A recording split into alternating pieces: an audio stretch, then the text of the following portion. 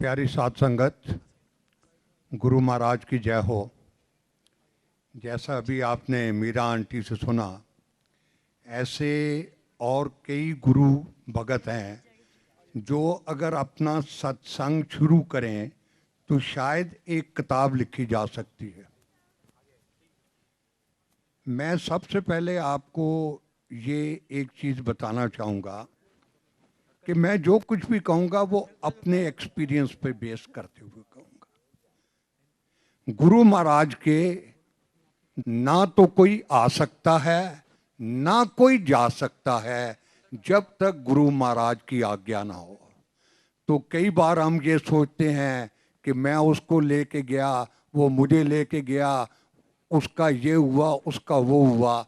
असलियत ये है जो कि मैंने आपको अपनी तरफ से अभी बयान की है। गुरु महाराज की दुनिया बड़ी अजीबोगरीब है। इस दुनिया का एहसास लेने के लिए जब तक आप इसमें थोड़ा चल कर ना जाएं, आपको ये नहीं पता लगेगा कि ये क्या है। प्यारी साध संगत, इस बात का यकीन करिए कि गुरु महाराज की दुनिया वहाँ शुरू होती है जहाँ पर हमारी लॉजिक की और रीजनिंग की दुनिया ख़त्म होती है।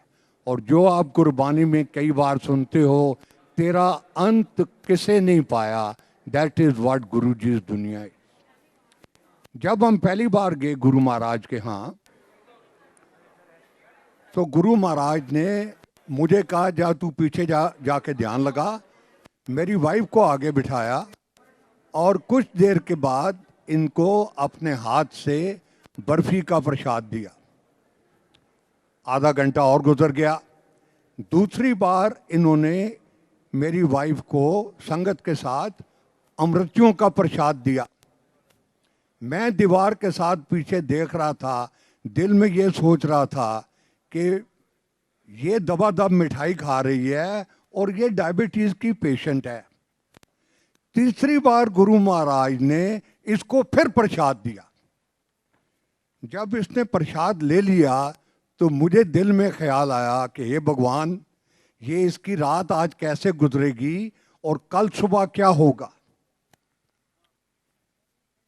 जब ये बाहर निकली तो मैंने इसे कहा, यार तूने, गुरु महाराज ने तेरे को इतनी मिठाई दी, हमारा पहला दिन था ये, तो तू कम से कम उसको अपने पर्स में डाल लेती। तेरे को पता है तेरे को शुगर है, तूने इतनी मिठाई क्यों खा ली। तो ये कहने लगी कि संगत वाले कहते हैं कि जो यहाँ लेते हो वो दवाई और घर जाके जो खाओगे वो मिठाई। एनीवे, मैं फौज से हूँ। सुबह हम उठे, सबसे पहले मैंने इसे कहा तैयार हो जा, आरआर हॉस्पिटल में चलते हैं।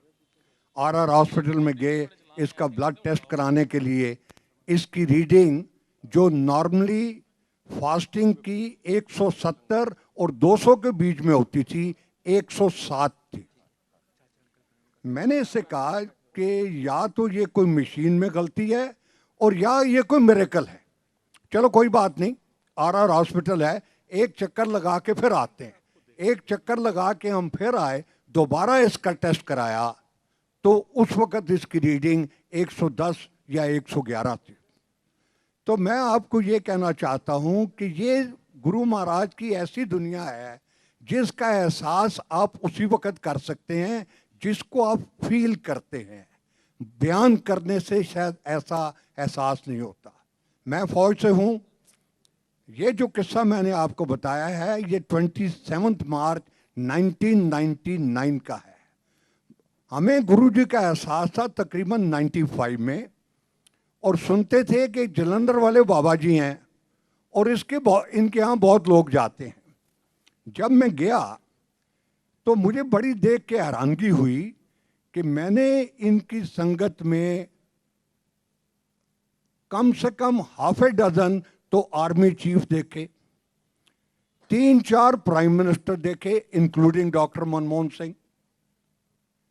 ये जो आज के प्रेसिडेंट हैं इनको एक बार से ज्यादा देखा। तो मेरे दिल में ख्याल आया कि ये ऑर्डिनरी जलंधर वाले बाबा जी नहीं हो सकते, कि ये भारतवर्ष है, अगर ये सब लोग यहाँ आ रहे हैं तो ये कोई और ही बात है। लेकिन it hardly grew on me. एक दिन मैं बैठा हुआ तो गुरु महाराज मुझे कहते हैं, जानू साहब ये साढ़े प्रोफेसर हैं, इन्हन मिलो। तो मैंने उनसे बात की, उनका नाम था प्रोफेसर अमरीक सिंह, गुरु जी इनके स्टूडेंट थे। जब ब्रेक हुई तो मैंने सबसे पहले उनसे ये पूछा, प्रोफेसर साहब ये आपको कैसे पता लगा कि गुरु महाराज इतने शक्तिवान और इतने भगवान हैं? कहने लगा नहीं नहीं जी हमें नहीं पता लगा बहुत देर, लेकिन क्लास में ये होता था कि ये अभी बैठा हुआ है, 2 मिनट बाद देखा तो चला गया, फिर देखा तो बाहर है, फिर देखा तो अंदर है। हम हैरान तो होते थे लेकिन ऐसा कभी महसूस नहीं हुआ। ही से स्टिल वन डे हमारे कॉलेज के कंपाउंड में एक स्नेक आ गया, बहुत लोग इकट्ठे हो गए उस स्नेक को मारने के लिए। ये फटाफट आए, इन्होंने स्नेक के ऊपर कुछ ऐसे हाथ से इशारा किया, वो स्नेक चुप करके निकल गया। तो मैंने दिल में कहा, मैंने कहा यार it is one of those thing which could happen. मैंने कहा कुछ और? कहने लगी हाँ एक और कैसा भी हुआ। मैं कहा बताओ जी सर जी वो क्या है? कहने लगी जी हम क्लास में बैठे हुए थे तो 2 लड़के बात कर रहे थे, तो इन्विजिलेटर एग्जाम था, इन्विजिलेटर ने उनको पकड़ लिया, जिसमें गुरुजी थे और एक और लड़का था। इनको प्रिंसिपल के पास ले गए। तो प्रिंसिपल ने पूछा कि क्यों तुम बातें कर रहे थे? वो लड़का कहने लगा जी सर हम बातें नहीं कर रहे थे, मैंने इनसे पेन मांगा, मेरी स्याही खत्म हो गई थी पेन की, तो ये बात हुई। तो गुरुजी से तो पूछा, उसने कहा जी इसके पेन की स्याही खत्म हो गई थी, इसने पेन दिया, मैंने स्याही इसको भर के दे दिया पेन।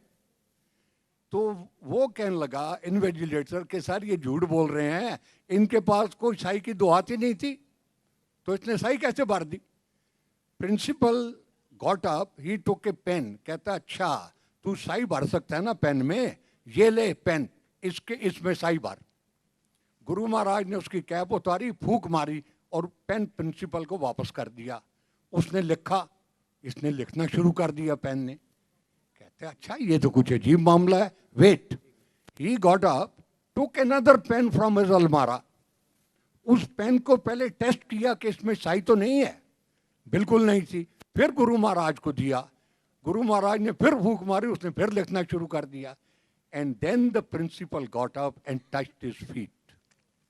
तो ये चीजें आपके ग्रो करने में बहुत टाइम लगता है। एक बार हम गुरु महाराज की संगत में गए, तो छुट्टी लेते वक्त गुरु महाराज मेरी वाइफ को कहते हैं, जा आंटी तू जा सैर करा कोमा, जा अमेरिका कोमा।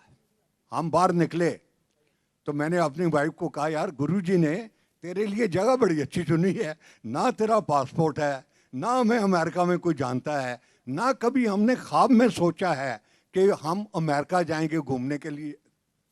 पर मैंने कहा कोई बात नहीं, गुरुजी ने कम से कम तेरे स्टैंडर्ड को ध्यान में रखते हुए जगह तेरे को अच्छी बताई।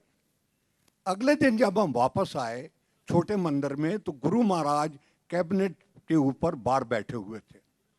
आम तौर पे गुरुजी से बात करना इम्पॉसिबल था, कभी हिम्मत ही नहीं पड़ती थी। कभी गुरु महाराज अपने आप बुला के बात कर लें तो सोचते थे आज बारिश होगी, वरना बात करने का चांस नहीं होता था। उस दिन I picked up my army courage and I walked up to Guruji. मैं, गुरु महाराज आपने कल शील को कहा है कि तू अमेरिका घूमा, गुरुजी साड़ा तो कोई अमेरिका है नहीं। और मैं क्या गुरुजी साड़ी बेटी की शादी जड़ी तुसी ब्लैस की सी, वो बेटी घाना से अफ्रीका च, ते अमेरिका तो गुरुजी साड़ा कोई है नहीं। अच्छा अच्छा अच्छा, वो बेटी क्या ना? मैं क्या जी आरती, हाँ हाँ हाँ, आरती कितने के? गाना गाना। गुरुजी का हाँ गाना अफ्रीका में। ओहो जनरल साहब कोई गल नहीं, जाओ तुसी भी अमेरिका घूमो। I heard this, sat down, when we came out, passport बनवाया, and it is exactly, it transpired like that. Guru Maharaj के मुंह से एक लफ्ज भी निकला हुआ हम लोगों को समझ नहीं आती, वो कभी आगे पीछे नहीं हो सकता। इसी तरह मेरे मन में ये विश्वास एक बैठ गया कि मैं कोई काम भी किसी का भी करना चाहूं, अगर मेरे से ना हो सके तो चिंता वाली कोई बात नहीं, गुरु महाराज हैं ना। तो मैं फौज से हूँ, मेरे एक बड़े अच्छे दोस्त हैं जनरल अजय सिंह। मैंने अखबार में देखा कि लिखा हुआ था general Ajay to be governor of Assam. तो मैंने इनको रिंग किया, मैंने कहा यार तेरा दिमाग पागल है, अभी आसाम घूम के आए हैं, 7 साल वहाँ लगा के आए हैं, वहाँ रोज गोली चलती है, अगर तूने गवर्नर जाना ही था तो कहीं राजस्थान में चले जाते। कहने लगा नहीं चंदर, दिस ऑफर केम, तो मैंने कहा चलते हैं। मैं कहा चलो कोई बात नहीं, आप जा रहे हो, गुड लक टू यू, हमारे एक गुरु जी हैं, उनकी ब्लेसिंग लेते जाना। कहने लगा ठीक है। मैं गुरु महाराज के यहाँ आया तो मैं, गुरु जी, एक मेरे दोस्त हैं अजय सिंह, वो आसाम में जा रहे हैं, मेरी बेनती है कि आप उनको ब्लेस कर दो। तो Guru ji even did not look towards me as if he has not heard at all. तो मैंने सोचा शायद गुरु महाराज की ये मर्जी नहीं होगी। जब मैं जाने लगा और मैंने प्रणाम किया तो मुझे कहते हैं अजय नू कल शामी 7 बजे ले आना है। तो मैं क्या गुरु जी कल तो संगत का दिन नहीं है, और मैं क्या ना कल 7 बजे ले आना है। हम गए, अजय को रिंग किया, अगले दिन 7 बजे पहुंच गए हम संगत में। कोई उस दिन संगत का दिन नहीं था, हम कोई 10-12 आदमी थे। इतनी देर में एक सरदार जी आए, अच्छे बुजुर्ग, उन्होंने जनरल अजय को बड़ी जोर से नमस्कार किया, क्या हाल है जनरल साहब, ये वो। तो Ajay gave a very Luke warm response, हाँ जी ठीक है ऐसे। तो ये सरदार जी कहने लगे कि आपने शायद मुझे पहचाना नहीं। तो अजय कहने लगा जी माफ़ी चाहता हूँ, शायद नहीं पहचाना हो। कहने लगा जी एक बार आप वहाँ आए थे और आप जलंधर आए थे और आपने मेरे घर में लंच किया था और आपके साथ आपकी वाइफ भी थी और कोई और रिश्तेदार भी था। तो देन जनरल अजय सर, ओहो याद आ गया जी, वो फलाने फलाने, हो हाँ जी क्या हाल है, ये है। अब गुरु महाराज सिंहासन पे बैठे सुन रहे हैं, अजय को कहने लगे जनरल साहब ये याद आ गया तो आने कौन। Now Ajay became serious, he says हाँ गुरुजी याद आ गया। अच्छा अच्छा, अगर याद आ गया है तो बाकी भी याद आ गया। Now Ajay became more serious and he says हाँ गुरुजी बाकी भी याद आ गया। अगर बाकी याद आ गया गुरु महाराज साहब, तो फिर इन लोगन दसो तो उनके याद आया।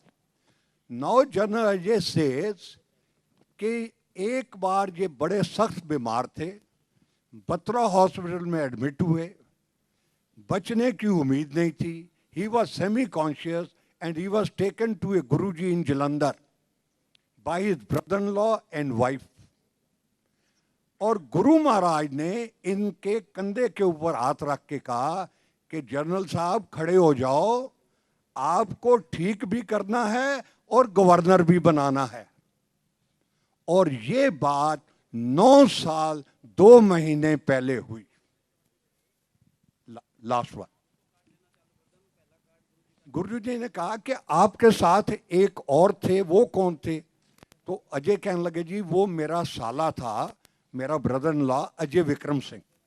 कहने लगा अच्छा वो कितने होंगे, उन्हें कहीं दिल्ली होंगे, अच्छा उसको भी भेजना। अगले दिन जना अजय चले गए वहाँ से मुझे रिंग करते हैं कि गुरुजी ने अजय विक्रम को बुलाया है, he will get in touch with you. To cut the long story short, मैं अजय विक्रम सिंह को ले गया वहाँ। गुरु महाराज के पास वो थोड़ी देर बैठे और चले गए।